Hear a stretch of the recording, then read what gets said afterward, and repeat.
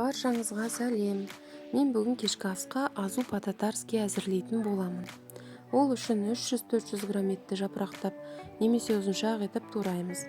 Қазанға май құйып, етімізді қуырамыз. Майда азырақ құйсаңыздар болады, себебі картопты майға қуырып қосатын боламыз. Етіміз қуырылғанша тұздалған қиярды турай береміз. Мендегі тұздалған қиярдың көлемі кішкене болғандықтан 4-5 штук қияр турадым. Етіміз қуырылып болған кезде тұздалған қиярды саламыз. Араластырып, үлкен қасықпен жарты қасық тұз және 1 қасық томат қосамыз. Барлығын араластырып, 1 кесе су құямыз. 1 килограмм картопты аршып, ұзыншақтап етіп турап, майға қуырамыз. Қызарғанша.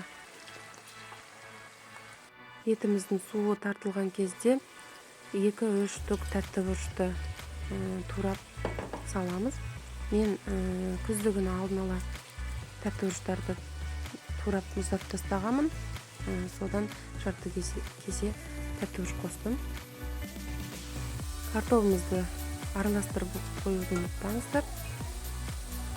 Қызарғанша қуырамыз. Жаңа картопты 3 бөліп қуырдық, себебі бір-біріне баттаспай жақсы піседі. Етіміздің суы тартылған кезде кішкене су құйып,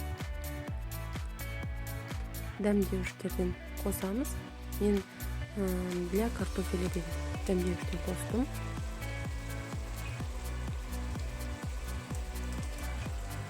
Дайын болған картопымызды қосып, барлығын араластырып, тоқтырып қоямыз.